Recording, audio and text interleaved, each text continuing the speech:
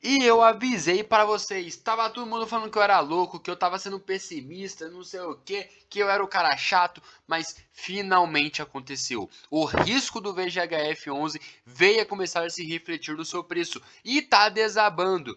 Com isso, dando prejuízo para muitos investidores. Só que antes da gente continuar com esse vídeo, eu já convido a vocês, se inscreva aqui e também comenta pra gente quantas cotas que vocês têm do VGHF11 e qual o seu preço médio, porque o preço médio é muito importante. Agora, hoje ele está custando cerca de R$ 7,90.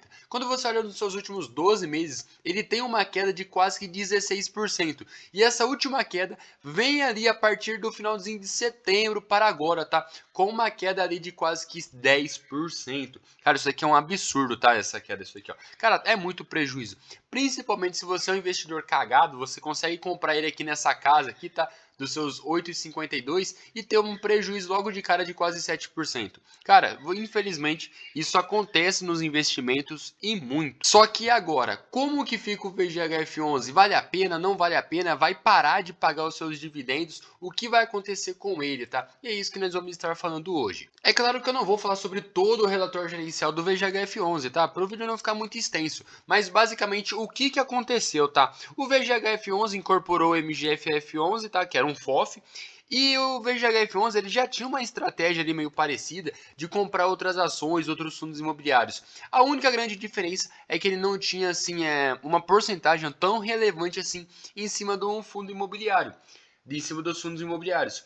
Então ele era um fundo prioritariamente em CRIs, mas também ali com uma estratégia mais voltada para fundo imobiliário, para ação. Ele chama esse tipo de estratégia ali, essa parte do fundo, de valor. Esse valor, qual que é o grande objetivo? Cara, é você conseguir ali um pump, tá? É você conseguir ali um up nos seus dividendos. Então o VGHF11, ele sempre conseguiu pagar mais dividendos assim do que os outros fundos imobiliários, principalmente por conta desse up que ele tinha. Então ele conseguia comprar uma ação e vender um tempo depois com lucro. E esse lucro era diluído ali ao longo dos meses com um excelente dividendo. Então, basicamente, como que funciona o VGHF11? A base dele está nessa parte aqui de renda, que é prioritariamente em CRIs, mais de 50%.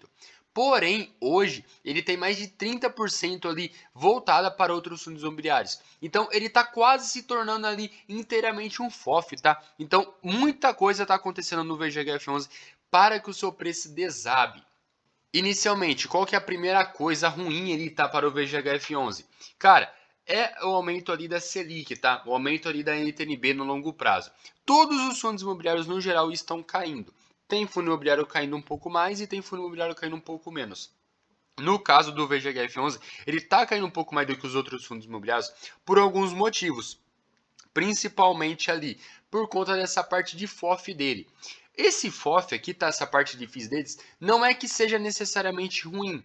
É que toda vez que você compra um FOF, tá, os investidores mais experientes ali, tá, os investidores que já estão um tempo no mercado, vão saber exatamente do que eu estou falando. Que é do que?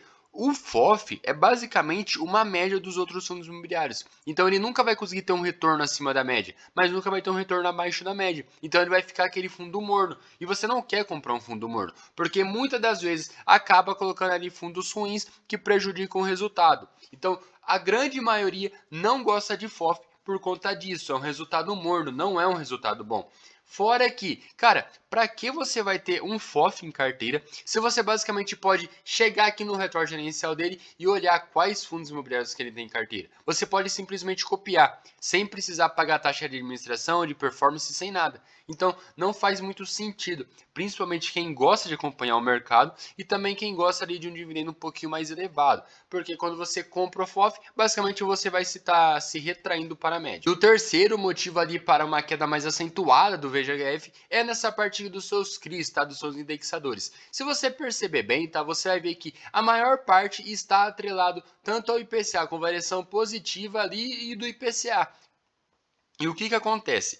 Toda vez que tem aumento da Selic, para que eles aumentam a Selic? Para derrubar o IPCA. Então, isso daqui vai acabar prejudicando os recebíveis ali do VGHF11. Eu sei que tem uma boa parte ali também relacionada ao CDI, só que isso daqui também consequentemente afeta os dividendos do VGHF11. Tanto que agora quando a gente for ver os seus dividendos, você vai ver o quê? Que ele está mantendo um dividendo bem estável ali na casa de 9 centavos. Porém, agora, nesse último mês, ele teve uma queda ali de 9 centavos para 8 centavos. Muita gente vai falar assim, ah, mas é apenas um centavo, não vai fazer diferença na minha vida. É aí que você se engana, pois quando você começa a olhar para a porcentagem, você vai ver que é quase que 1% de diferença de dividendo yield, tá? 1% não, quer dizer 0,1, tá? Então isso é uma coisa muito importante.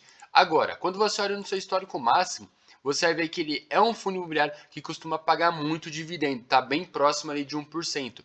Porém, todo esse risco que ele tem, todos esses outros fundos imobiliários que ele tem ali um grande detalhezinho de que se essa estratégia que ele começar a fazer começar a dar ruim, ele pode perder ali cerca de quase que 30% do fundo imobiliário. Eu não acredito, tá, que o gestor vai conseguir fazer essa anarquia lá, vai conseguir fazer essa cagada. Porque já teve outros fundos imobiliários que fizeram isso, tá? Como o Tord 11. Ele basicamente investia ali na parte de equity e tinha aquela parte de crise com fundos imobiliários. Ele basicamente conseguiu cagar no fundo ali, tá? Então, eu não acredito que o pessoal da Valora vai fazer esse tipo de cagada dentro do fundo.